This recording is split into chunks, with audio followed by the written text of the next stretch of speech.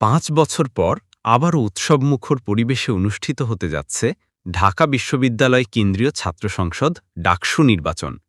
৯ September vote গ্রহণের তারিখ ঘনিয়ে আসছে, আর শিক্ষার্থীরা এখন ব্যস্ত প্রিয় প্রার্থীদের নিয়ে আলোচনা ও বিতর্কে। বিশেষ করে আলোচনার কেন্দ্রবিন্দুতে রয়েছে ভিপি পদ, যেখানে লড়াই করছেন ৪ জন আলোচিত প্রার্থী। প্রার্থীদের পরিচয় ও পটভূমি। ১. সাদিক কায়েম। ঢাকা বিশ্ববিদ্যালয় দীর্ঘদিন আড়ালে রাজনীতি করলেও জুলাই মাসের ছাত্র আন্দোলনে সরাসরি মাঠে নামেন সাদিক কায়েম। পরে জানা যায় তিনি আসলে ইসলামী ছাত্র শিবিরের ঢাকা বিশ্ববিদ্যালয় শাখার সভাপতি। রাজনৈতিক পরিচয় প্রকাশ্যে আসার পর সামাজিক যোগাযোগ মাধ্যমে ব্যাপক আলোচনা হয় তাকে ঘিরে। শিবির সমর্থিত জোট এবার তাকে ভিপি প্রার্থী করেছে। সাদিক কায়েমের শক্তি হল শিবিরের সংগঠিত কাঠামো, গোপনে সক্রিয় নেটওয়ার্ক এবং নতুন ক্যাম্পাস পরিবেশে তাদের বিরাজনৈতিকরণ ঠেকানোর স্লোগান। দুর্বলতা: শিবিরের অতীত বিতর্কিত ইতিহাস ও ছাত্র সমাজে মিশ্র প্রতিক্রিয়া আছে, তবে সেগুলো আগের থেকে অনেক কাটিয়ে উঠেছে। অন্য দলগুলো জোট করলে সেটাই হবে শিবিরের জন্য বড় বাধা। ২. মোহাম্মদ আবিদুল ইসলাম খান, ছাত্রদল সমর্থিত প্যানেল।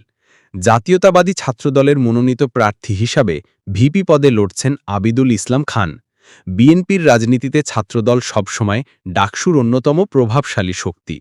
শেখ হাসিনার পতনের পর নতুন রাজনৈতিক বাস্তবতায় ছাত্রদল ক্যাম্পাসে আবারও জোরসোরে উপস্থিতি দেখাচ্ছে। আবিদুলের শক্তি হল ছাত্রদলের ঐতিহ্য, বিএনপির জাতীয় রাজনীতির সমর্থন এবং বড় আকারের ভোট ব্যাংক। দুর্বলতা: দলে বিভাজন ও কিছুটা নেতিবাচক ইমেজ, যা ভোটে প্রভাব ফেলতে পারে। ৩.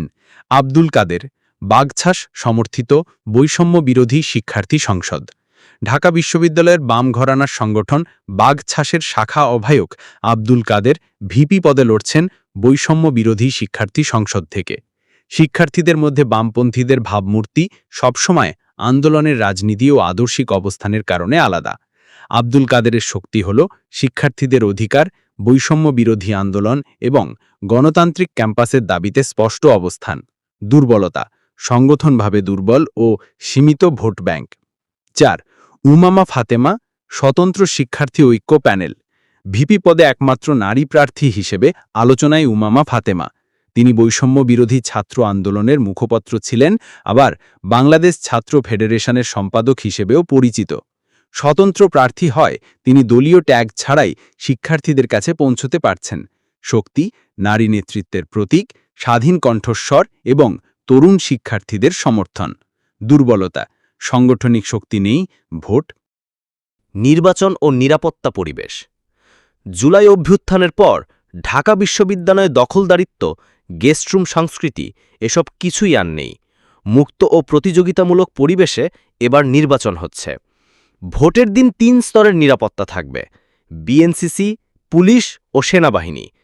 তাই যেবার শিক্ষার্থীরা নির্ভয় ভোট দিতে পারবে বলে আশা করা হচ্ছে। কে এগিয়ে? তাহলে ভিপি পদে কার সম্ভাবনা সবচেয়ে বেশি? ছাত্রদলের আবিদুল ইসলাম খান শক্তিশালী প্রার্থী হলেও দলীয় ইমেজের কারণে কিছুটা চ্যালেঞ্জে আছেন। শিবিরের সাদিক কায়েম নতুন পরিবেশে আলোচনায় এলেও অতীতের কারণে অনেক শিক্ষার্থী এখনও কিছু শিক্ষার্থী দ্বিধায় আছে। তবে সব শিক্ষার্থীর ভোট তো সে পাবে না, মোটামুটি ভালো অবস্থায় আছে। বামপন্থী আব্দুল কাদের সংগঠিত ভোট না পেলেও নির্দিষ্ট শিক্ষার্থীদের কাছে গ্রহণযোগ্য। আর উমামা ফাতেমা নারী নেতৃত্বের প্রতীক হয়ে উঠতে পারলেও সংগঠনগত দুর্বলতায় সীমাবদ্ধ। বর্তমান পরিস্থিতি অনুযায়ী ছাত্রদলের আবিদুল ইসলাম খান ও শিবির সমর্থিত সাদিক কায়েম মধ্যে লড়াইটা হবে। তবে উমামা ফাতেমা ও আব্দুল কাদের সম্ভাবনা খুবই কম। সেই ক্ষেত্রে তারা যদি ছাত্রদলের সাথে যোগ দিয়ে শিবিরকে হারানোর প্রচেষ্টা চালাতে পারে। তো এখন দেখার পালা কি হয়। ডাকসু নির্বাচন মানেই শুধু ক্যাম্পাস রাজনীতি নয়, বরং দেশের জাতীয় রাজনীতির ভবিষ্যৎ দিকও নির্ধারণ করে। এবার ভিপি পদে কে জিতবেন সেটি দেখার অপেক্ষা। আপনারা মনে করেন কে এগিয়ে? কমেন্টে জানাতে ভুলবেন না।